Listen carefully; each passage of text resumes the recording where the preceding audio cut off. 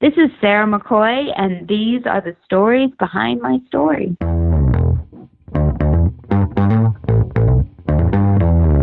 You're listening to the Author Stories Podcast, bringing you the story behind the stories and the storytellers. Margaret White, Terry Brooks, Sheena Kamal, Matthew Quick, JT Ellison, Walt D. Williams, Brad Ford, Corey Doctorow, Brandon Sanderson, Robin Mom, Ernest Klein, Jim Butcher, Sherwin Harris. Visit hankgarner.com for archives of all the shows. Today's guest is Sarah McCoy. Today's episode is sponsored by editor Ellen Campbell.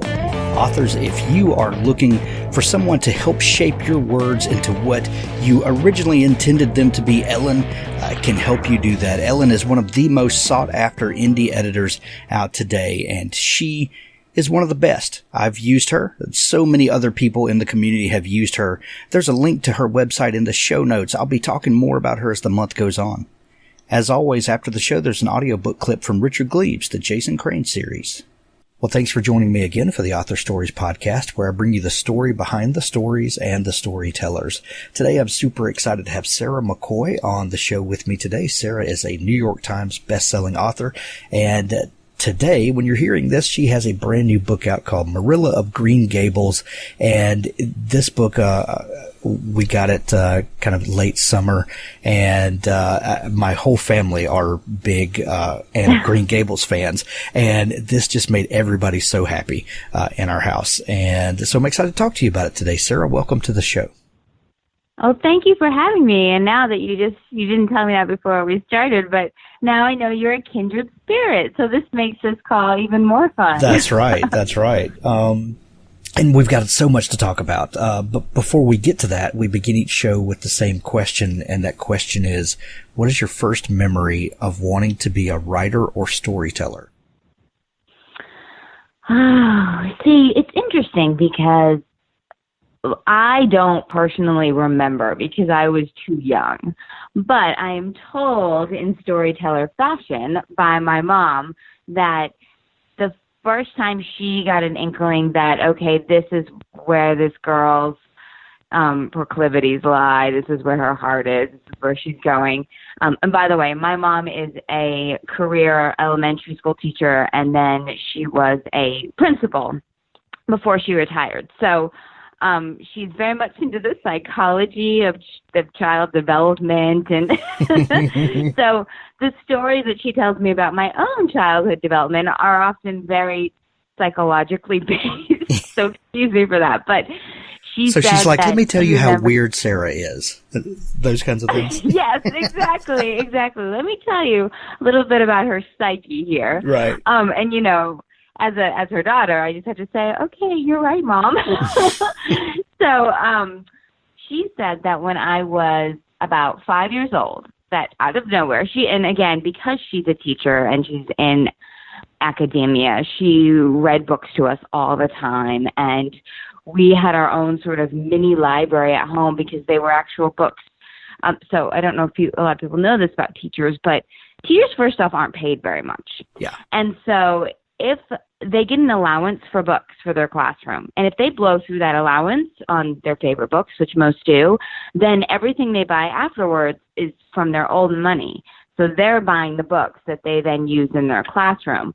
So my mom sort of had this group of books that she kept at school that were the schools that she paid out of the allowance that they gave her.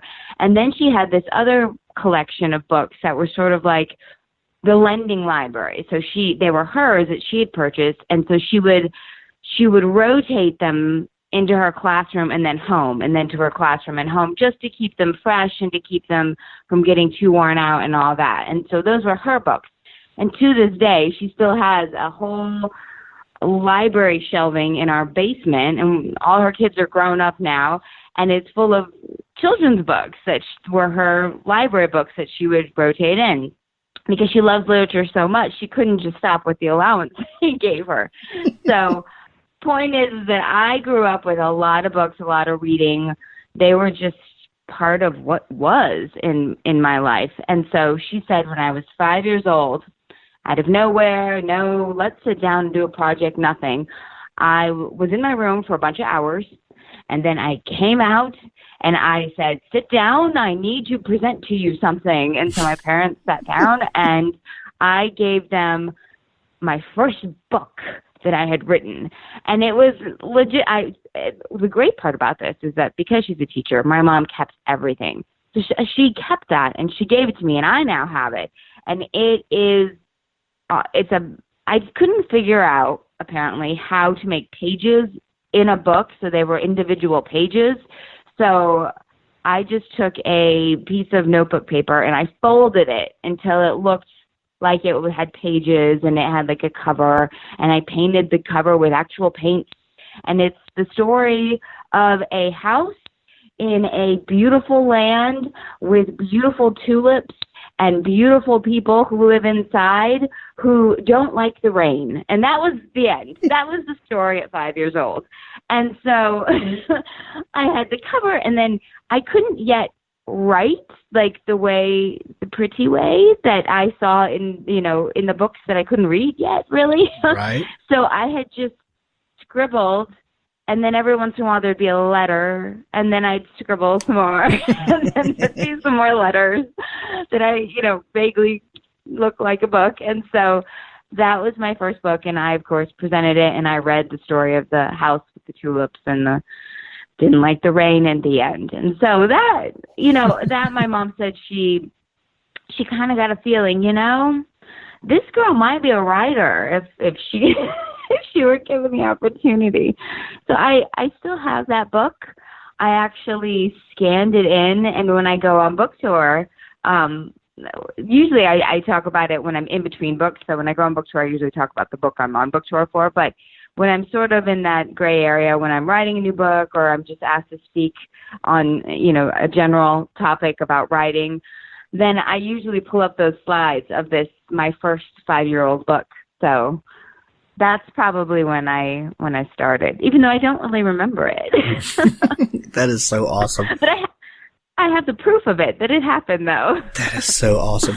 I have this theory that storytellers are born, and that there's a gene, there's some part of our DNA, there's something that's just always there. And these people are going to tell stories. They're going to communicate with others in some unique way.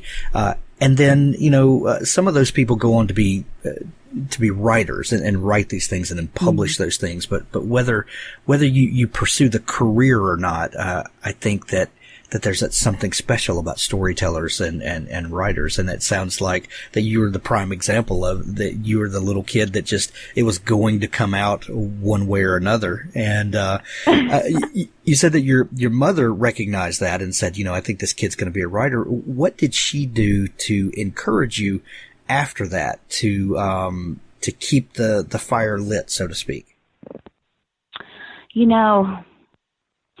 It's really interesting because my mom, like I said, is a school teacher and she was principal and she's very analytical.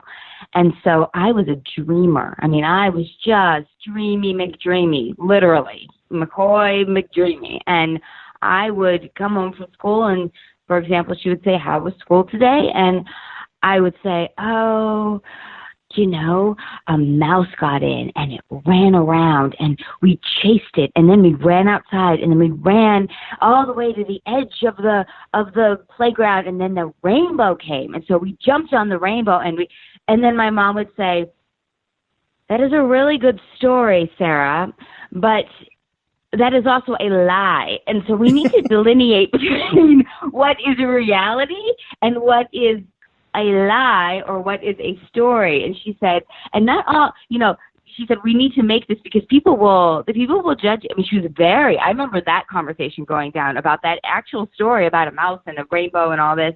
And it clicked in my mind like, wait a minute. Okay. So this, I have to narrow this down. I can't, you're right. I don't want to be a liar. That's no good. I know that's bad. So how do I work with my imagination here? How do I live inside of me when that's the world I want to have lived, and that's, I feel, she said, what actually happened in your day? I said, I sat at my desk and I wrote. And she said, well, why didn't you write down that story you told me? And I remember that was the lightning bolt. And honest to God, that very story too, And I think I was, in the first grade or so. And she said, so instead of coming home and telling fabrications, she said, why don't you take those fabrications and write them down? And that way then you can share them, but then you can also tell me what really happened in your day, because that's important. She said, you want your word to be your word and to be truthful always. And so, that was my way of learning how to juggle a very active imagination and channel it into something that was a positive product that I could put out there. And like you said about storytellers, they can go lots of different ways.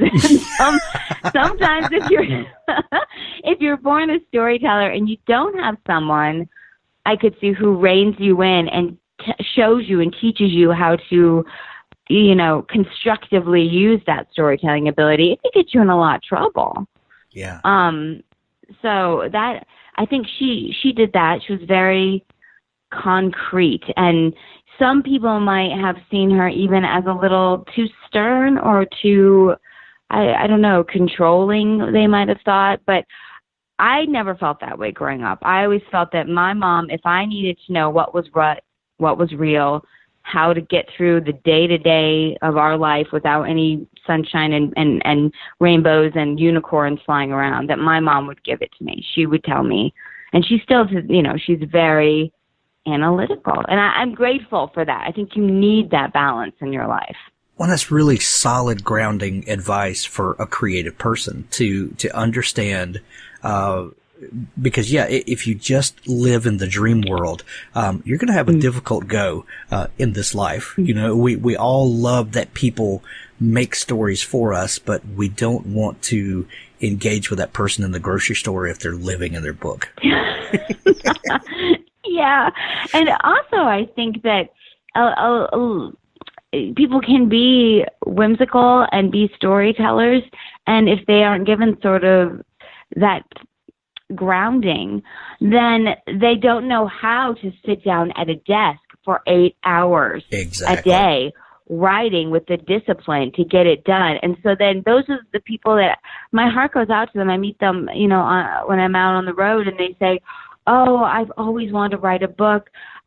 When I sit down to start writing, so many things, my mind just wanders and I can't do it.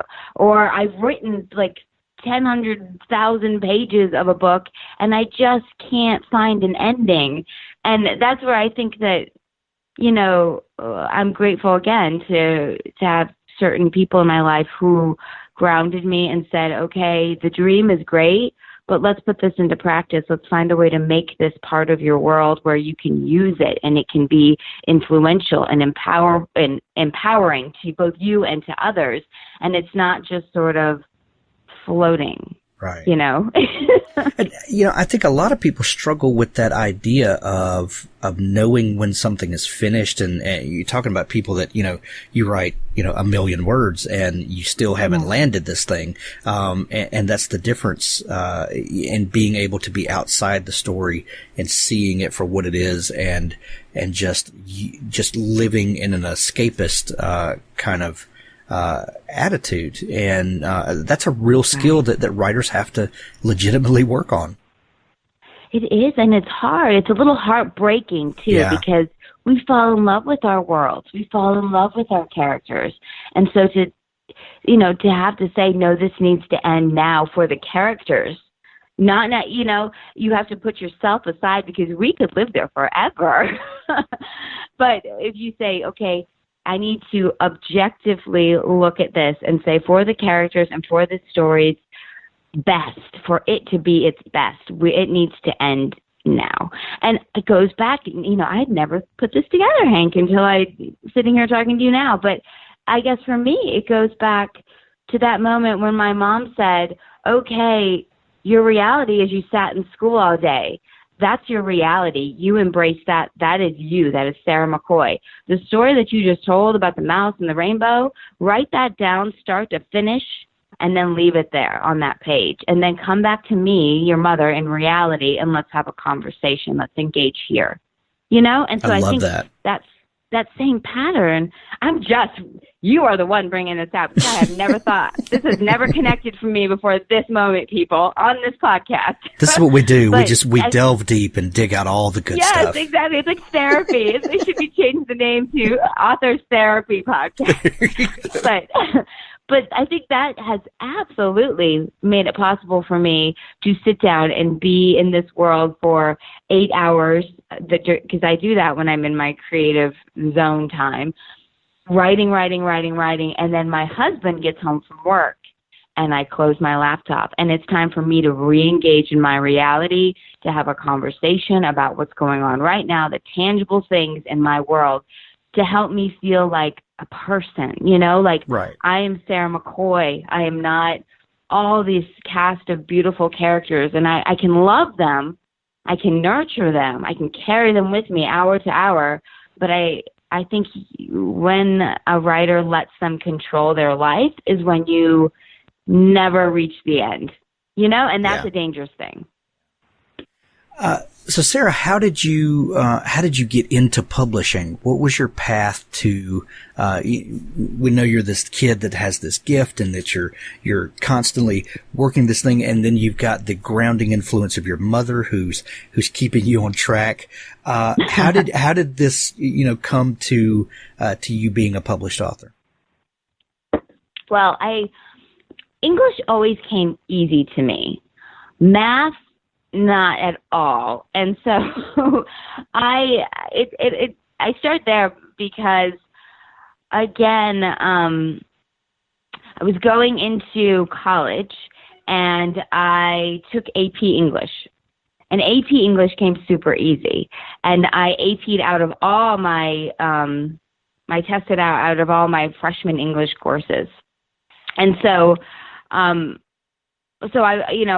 naturally had that bent, and then I went into college, and I remember after a year off of English, I went back into, my second year of English, and it was these papers on, oh my goodness, on, English literature in the 17th century, and these, 40-page papers, and I remember thinking, I cannot do this for 3 more years. I will lose my brain, the creative side. I will lose my love of reading these books if I am having to write these 40-page English major papers. So I said, you know what I want to do? I want to be a journalist. I want to go find the stories, And so I changed into journalism, and then my mother, the realist, said, you will be a poor newspaper girl living on the street if you do not get something in addition to your journalism major. So I listened to my mother, and I double majored in journalism, and it's a slightly businessy degree in public relations. Yeah. So I could do business sort of journalistic stuff. So then I got out and I started working for a chemical company. Like you do. Oh, my gosh. In Richmond, Virginia, God bless them, a chemical company that I wrote all their press releases, and it paid the bills. That's the point. I got a job out of college. I need to pay back my student loans. Like I said, I came from a military family. We didn't have a lot. My mom was a teacher. My dad was an Army officer. So I had to pay back all my student loans because they had I had 2 younger brothers who were coming up to go to college. So all of it was on me. I've gotten my own apartment, bought my first car. I was doing this life thing, right? Yeah. But I was at work writing the press releases and the speeches and all the PR stuff for a chemical company. Meanwhile, at home, I'm an organic locavore, and I just felt, one day I remember looking in the mirror and thinking, you are a fraud. You are a big, fat, hypocrite fraud. And you're sitting in this desk writing these press releases about how great chemicals are, and you hate it. What are you doing? Oh, it's so funny. I know it was a dark moment, Hank. It was a dark moment. And so then I said, I realized, well, in my spare time, I was reading and I was writing, my first novel. I thought I was writing. And I sent it to a friend, and she read it, and she said, oh, my gosh, this was so great. This was so fun. It was terrible. It was the worst novel ever. It never went anywhere. It is in a drawer somewhere that I will never reveal the location of. But I used that novel to then apply. I said, I'm done with this. I would rather be in a graduate program, putting more loans on my neck and doing what I love to do than sitting here and going nowhere for the rest of my life. So I applied to a program for MFA in creative writing. I got into the program as not as a novelist, though, not as a fiction writer. I got in as a playwright. I submitted one of the plays that I wrote and my fiction novel, and they chose the play, and they said, look, you can come in as a playwright. So I started as a playwright, and I wrote for a year as a playwright, and then I wrote some short stories, and I loved it. I just loved being able to be inside the emotion of and all that. And so then I asked to switch, and they said, of course, and I switched over, and that's when I wrote my first novel. Was my thesis novel, and that was The Time at Stone, Puerto Rico. So I wrote my thesis novel there and graduated from the program with my MFA and married my husband around the same time. A lot was going on there. And then my husband, who had been at medical school at the time, he was on an Army scholarship.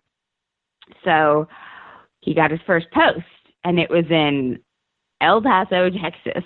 So I was in Virginia, and we got stationed in El Paso, Texas, on the edge of nowhere, like Mexico, basically, Fort Bliss. And so we packed up and we moved out there.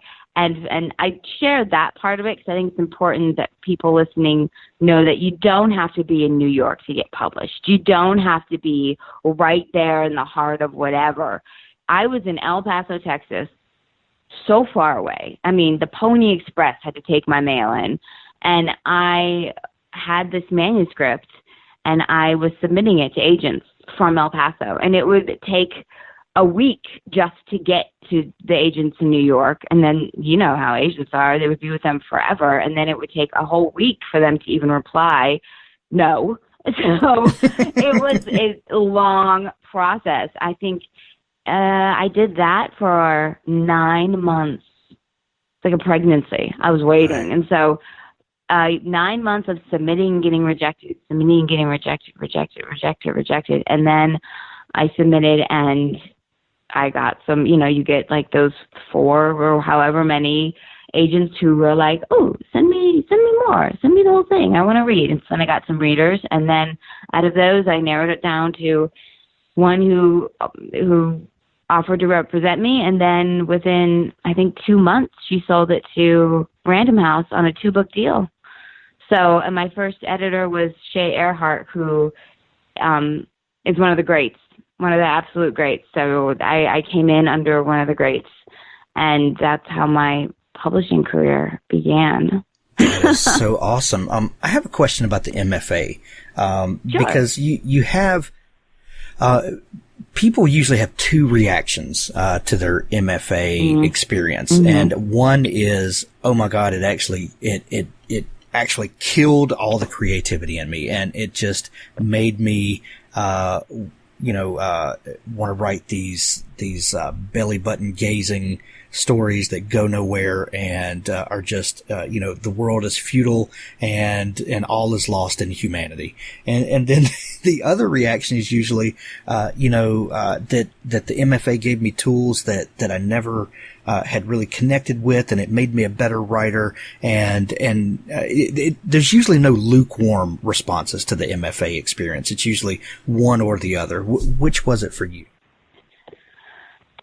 For me, I think it's a little different because I didn't know. I'm like thinking of my words because I don't want to, I came in feeling completely unworthy around all of my fellow MFAers. Right. All the other MFAers came in, and it was like they had been told since their first day at university that they were amazing writers and they were incredible and they had to do this and this is their world. And they had cartons of short stories and poems and plays. And I came in with my gobbledygook novel that one of my friends who was my dorm mate in college read, and no one else, and one play that I had written. And so I felt like, oh, you are so lucky to be here, Sarah. Sarah McCoy, you better listen up because you are so lucky to be here. You could be right. Oh, you could be back there talking about chemical components and all, formulas and stuff. And you are so, every day, I literally said that to me, you are so lucky to be here doing this right now. And I felt that way too. And so I was, I was like thirsty, I was thirsty to be whatever they would give me, whatever even my fellow MFAers they would give me in critiques, I would just suck it up. And my teachers, I had a woman named Janet Perry, who was a National Book Award finalist years ago, wonderful writer. I had my thesis advisor was Sherry Reynolds, who was an Oprah book club back when the book club was like first going on. The Rapture of Canon was her big book. Oh, yeah. And so Sherry became my she was my kindred. She was like the one who understood where I was coming from and how unworthy I felt, and yet how desperate and how much I wanted this and how much I loved the writing process and I loved storytelling and how deep it went in me. She really brought that out of me and said, okay. And she also understood that I'm an introvert.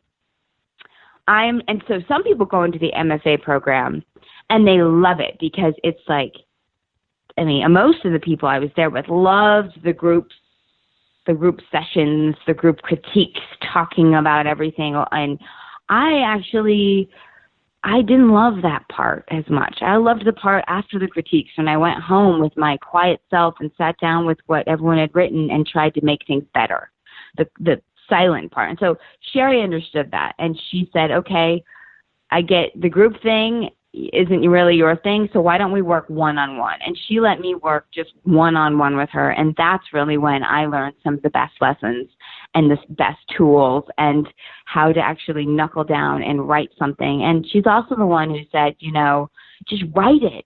Don't dream about it, like dream about the writing. Don't make it more romantic or more more untouchable and just, because otherwise you'll never get anything done. And then what good are you? What good is all that imagination gone to waste if it's just is so big that you're too afraid to actually sit down and put it down.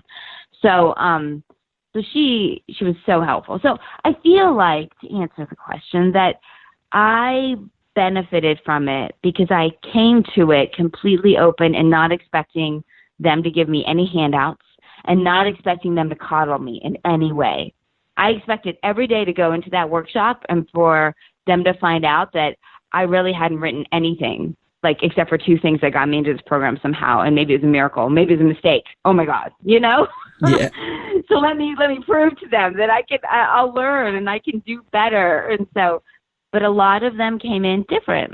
One of my friends and fellow MFAers, at the end of our program on graduation, she wasn't satisfied with her thesis work that she had done. And I remember her sobbing on graduation day and saying, I have such a gift. I still remember this, Hank, because I remember thinking, what in the world? I don't even know how to respond to this. She said, I have such a gift. I've been told my whole life I have a gift for this world, and this does not reflect my gift. This is not what I wanted. And I'm sorry, I don't know. and that, though, I think that, I don't want to say it's hubris, because she was told her whole life that she was gifted and she was talented and she was brilliant. So what do you do when that bubble bursts? I actually give her a lot of credit for being so honest with me about how she was feeling. But I didn't have that. You heard about my mother and my childhood. I didn't have any. Well, as with so many things in life, a little bit of humility goes a long, long way. And sometimes just realizing that, yes, I'm gifted, but, so are so many other people. And so many people, and it's just, it's the work on top of the gift is what makes the gift rise to the top. And just being, I can't stress humility enough. After doing 500 of these author interviews, the thing you see so many times over and over again is that, the gratitude and the idea that,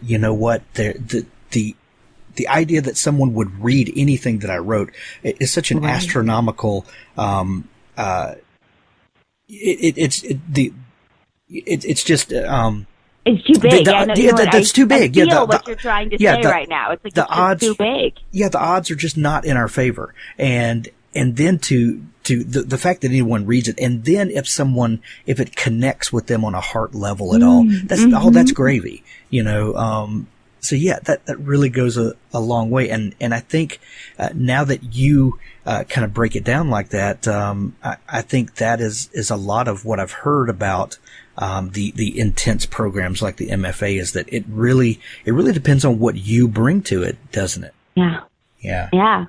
I absolutely agree. That's exactly it. And I think, for me too, it was about, I learned that you gain so much more by supporting the people around you and trying to help them versus trying to tear them down in order to make yourself feel better. And I think that's what I saw in my dear friend, is that she was the end of 3 years of work. She had been so focused on herself that she had disappointed herself. And I came at it differently, and not because I'm any better person or good person, but just because I felt lowly. But I came at it as, okay, what can I do to aid you and to take what you're saying into account and make myself better and help make us better? And how do we all get better from this? And it wasn't so much, it was about me, but it wasn't about me. It was about the work. It was about the people I was around. It was about respecting their opinions and their knowledge, and, being grateful for the knowledge that they were willing to give me. But that goes back to what you just said about the two different sides of it. I think if you get into a program where people are focused on tearing down, which can happen, being overly critical and just to say, I know better than you, so let me just criticize everything you've done in this piece, even if I thought it was okay, I think that's when you get those negative reactions to the MFA program. So it depends on the person and it depends on the program. Well, you went on to publish, I think it was 5 novels before the new novel. Is that right? I think, I keep trying to count them. Let me see. Let's see. Mapmaker's Children, Baker's Daughter, The Time It Snowed in Puerto Rico, Grand Central, and Le Souffle des Promesses. You're right. Yeah. So, yes. So 5 books, right? Yes. I know one was published only it was an European exclusive. So I would wonder if that counts. But I did write it. You wrote it. That counts, sister. Yeah. So. Yes. So yes, 5. Well, we could sit here all day and talk about them, but let's fast forward to Marilla of Green Gables. You've proven yourself, as a worthy writer and one, that is, beloved by readers and fans. Because we're here to talk about Marilla of Green Gables today, how did you wind up, with this project? And let me preface that by asking, were you a Montgomery fan?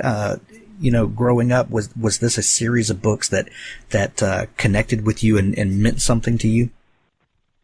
Absolutely. That library I mentioned earlier that my mom had, the Anne of Green Gables books were certainly in it, but not until later, actually. My first memory of Anne of Green Gables is my mom with a book open in her lap reading to me. I have that vivid image in my memory. And then word pictures of the island and the red of the island and the lush colors that were being described of the flowers and the garden and the Green Gables. So I think my mom said that was like when I was four or five, so maybe even predated my first book that I put out. And that's when she read that. And that copy, she told me, was an actual library from, like, the library. We were living at the time in Germany on a military base. And so she had taken it out of the library there that was kind of run by the USO and all that for military families, just to kind of keep English going, because apparently I was hearing so much German that I was starting to get words confused with German. So my parents are American, but my mom is Puerto Rican. So my mom spoke Spanish. My dad is from Oklahoma, so he's like this Oklahoma guy. and then, there's an accent to that too. There's an English accent. So so we have the Oklahoma English, the Puerto Rican Spanish, and then we were living in Germany, and my mom said I was just starting to swirl words, And so she read a lot to me during that time. And I remember her reading Anne of Green Gables specifically, and I remember just being taken by it.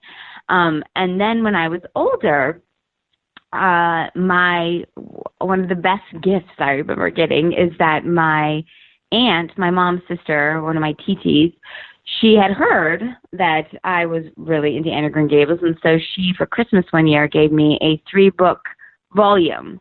So it was 3 of the books in one volume. And I just thought it was amazing. It was the size of a Bible, though, and tiny print.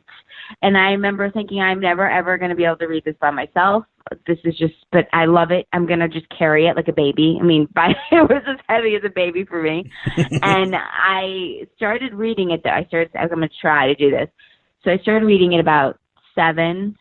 And I remember within a year, you know that feeling, Hank, when you have read something big and thick, and it's just so satisfying. Oh, yeah. You've been in this world for so long, and then it's like 500 pages, and you close the thing, and you think, wow, that was amazing. So I had that first reader love lightning bolt, that was sort of like, that was incredible. I just read this whole thing, and I loved it. And then it was like fate just wanted to make sure I got her message. Right after that, the 1985-86 PBS made for series, TV. You're right. With Megan Follows and Colleen Dewhurst, that premiered, and it was like the world went Technicolor, Green Gables, and everyone was talking. At least where I was, everyone was talking about it. Everyone was just obsessed with it. It just sort of consumed everything. And I remember just telling all my girlfriends, I've read it. I read the whole book. I would sit watching it with the book in my lap, like we were both watching it. Like I didn't have dolls so much. I had these books that I would like put in front of the TV. Let's watch Anne. So I, was completely obsessed. Right after that, I had a birthday party that was Anne of Green Gables themed. The Christmas following, I told my mom, again, we didn't have a lot of money, so I begged my mom to take me to Joanne Fabrics and to get some fabric that was blue, so we could make it was like a satin blue, so we could make a blue puff sleeve dress. And I had pictures of me in that dress that Christmas, and I think I might still even have the dress in storage. I mean, so all these were like the Anne things I was doing. I was completely devoted and obsessed with the Green Gables world, and continued through my whole life, because Anne in the series, and again, I mean, the book series, not necessarily, I mean, in progressive years, they did the other movies, but in the book series, she grows up. She becomes a teacher, she gets married, she moves. So I read all those and loved them. As I was growing up, I was reading about Anne's life. And so then fast forward to now, years later, continued my devotion to Green Gables and to all things Anne and Montgomery, and she wrote a lot.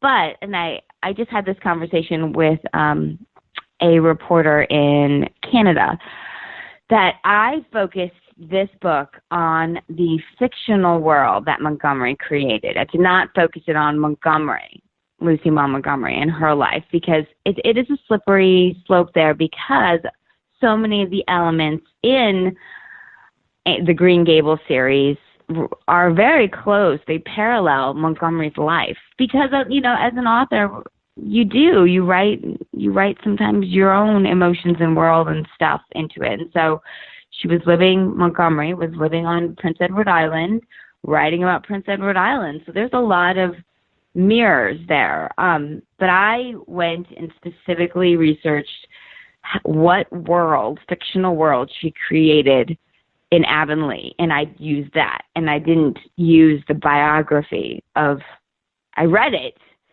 but I did not.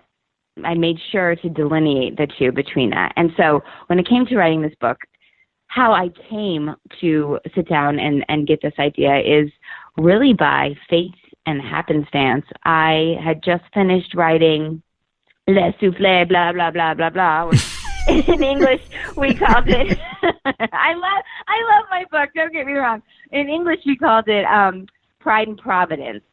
So I just finished writing that, and I knew it was being published as a European exclusive in the European countries, and so I came to my American publisher, and what are we going to write next? And because that was going out in Europe exclusively, so now I have to have something new. So what am I going to do?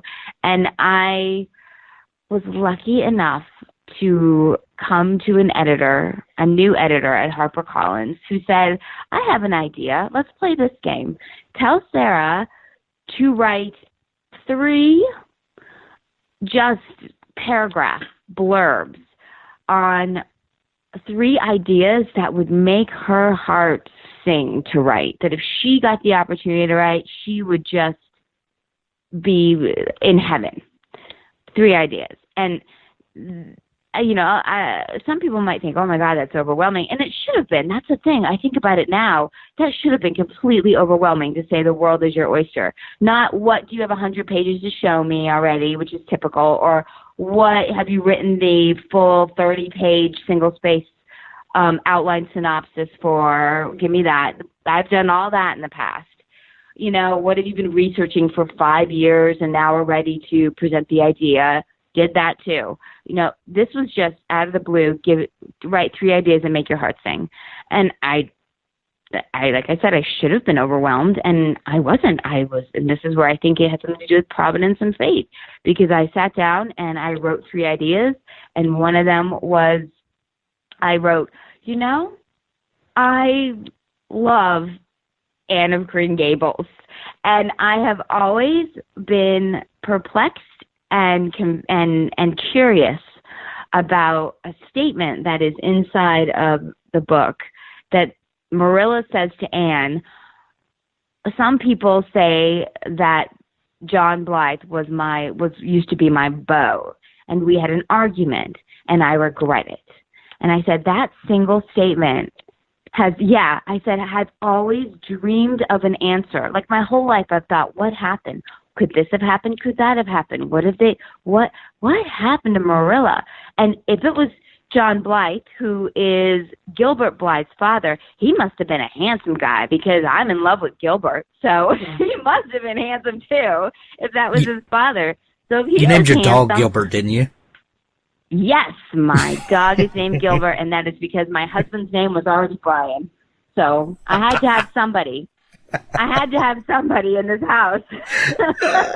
I love it.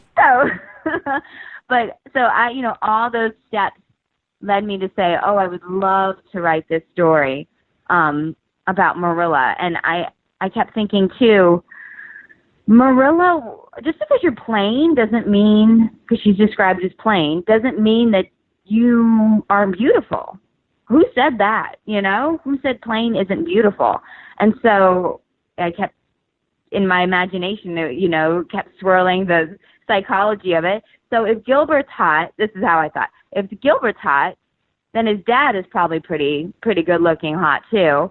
And a hot guy would not go after a girl if she were but ugly. Right. You like that famous term there? So I thought she had to have been beautiful in her way. And I thought, why don't we know that story? She needs her story. I want to tell that story.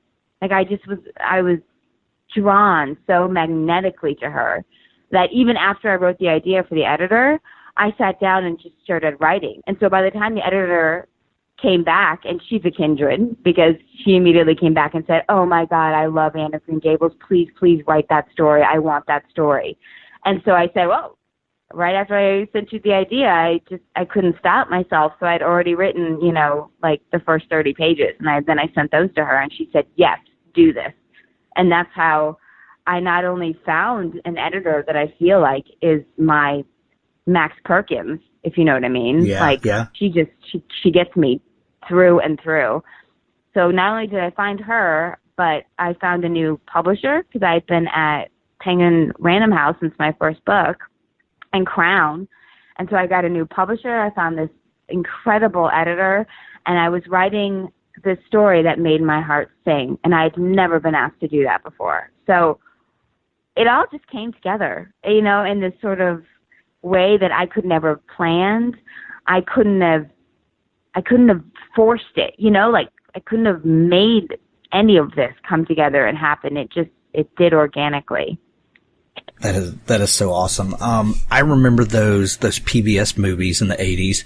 I was a teenager and I was familiar with Green Gables and all of those growing up. But I was not all in at the time.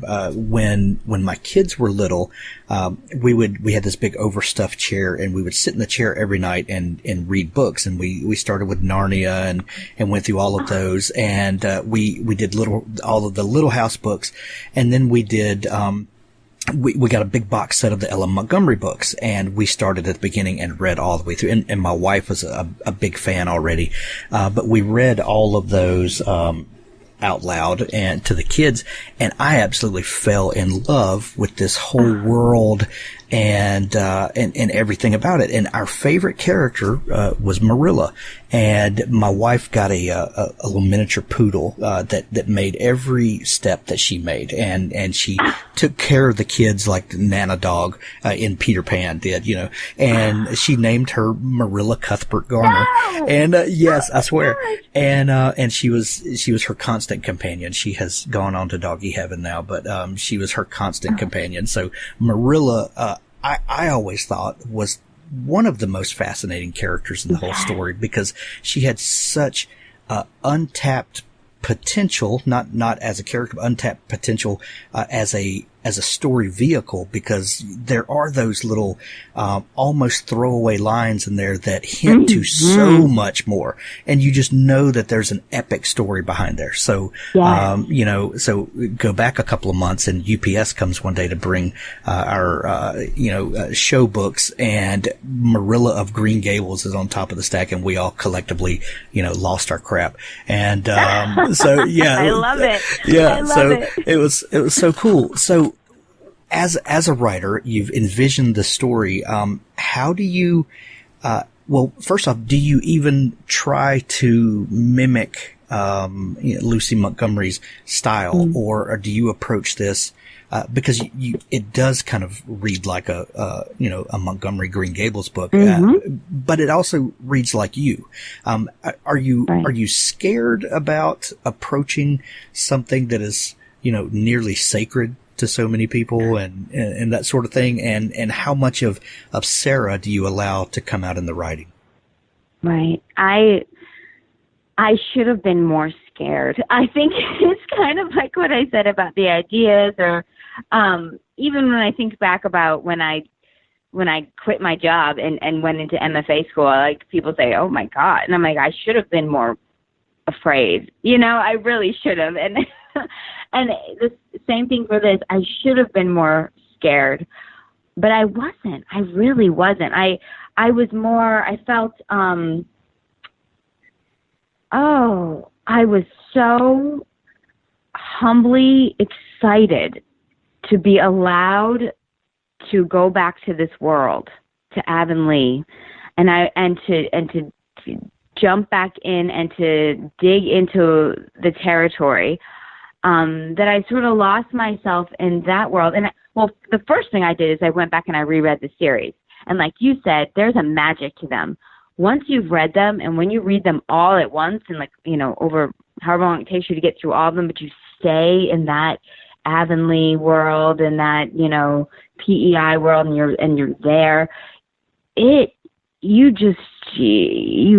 see the landscape, and you feel the emotions, and you hear the language, and it all just infuses you as a person to where, I wouldn't be surprised if like you and your family walked around saying, "Oh, splendid," and things like that, because it just gets in you, like you just, and I believe that for any book. And that's the reason I tell my husband, I can't read two things. I can't read dumb writing, because then I feel like I start thinking dumb and I start talking dumb, because it's inside of me then. And I can't read, and this is just me, I can't read really like supernatural, devil-y type stuff, because then I can't sleep at night, because it's in me and I'm like really believing this is like, hovering over me. Like it's just very visceral in that way. So I believe that books can do that in a way that television and some other story mediums can't, in that, when you internalize the writing, when it goes into your eyes, and then you are thinking it, but then at the same time you're hearing it, and then if you're saying it aloud, then it's coming out your mouth and you're speaking it, and it's suddenly, so many of your tactile senses are involved in this, that you are becoming these characters, these words, these feelings, even the setting. You're part of the flower landscape that Montgomery just effuses on every page usually. So that's where I started. I started with making sure that all that was in me. And as I don't know if you can tell from this conversation, and if you've read any of my other works, but I am very sensual, and I mean that in sort of like the senses. I am very sense-oriented in all of my work, and so is Lucy Maud Montgomery in hers. And so I think we have similarities. I'm very floral. I can be, that's something that my MFA definitely chopped out of me, is get rid of the adjectives. But I lean towards liking the floral language and the, little touch of not purple prose, but maybe a little lavender.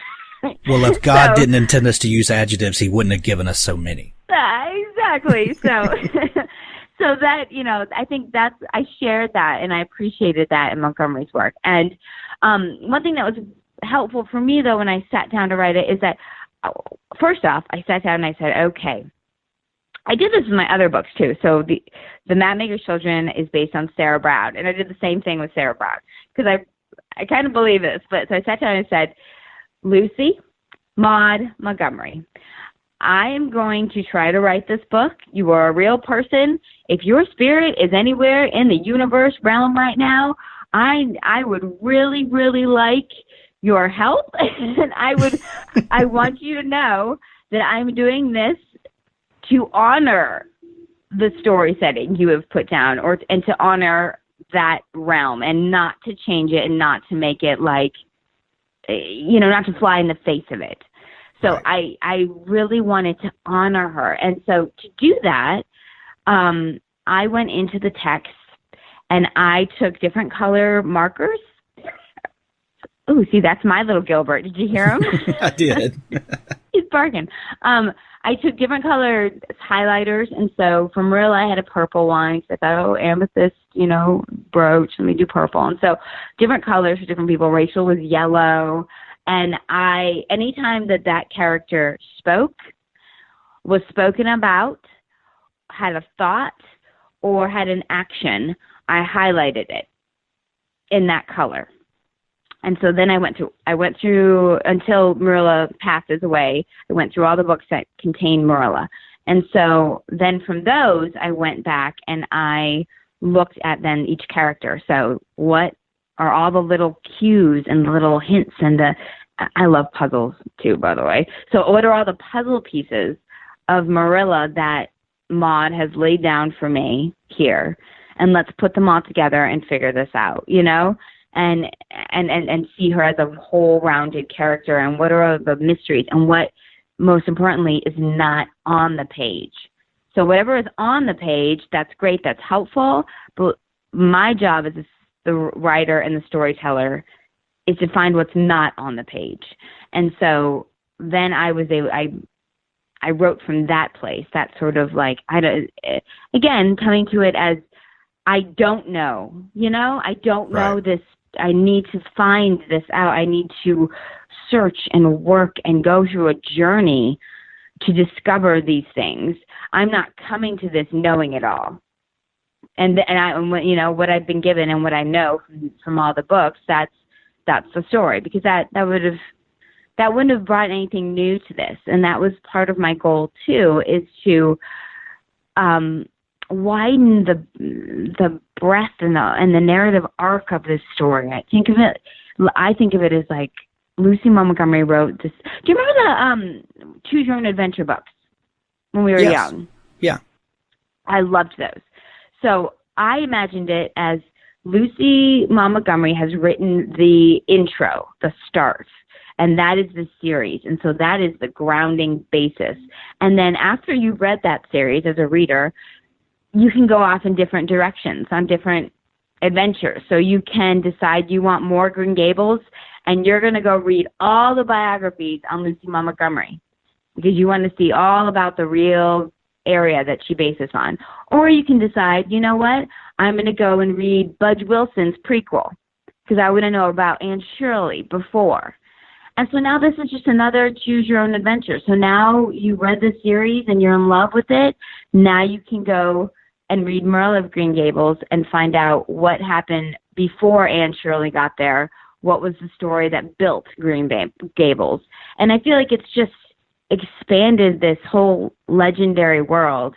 And the world is worthy of it. If it were sort of a silly thing and, it's a cute little book series, then maybe it wouldn't be worthy of it. But I think it's so much bigger than that. I think it has so much to say to our contemporary minds and our contemporary culture and our contemporary beliefs that now is the chance to kind of open the floodgates a little more and let this flow, this river, you know, to Marilla just be the highlight.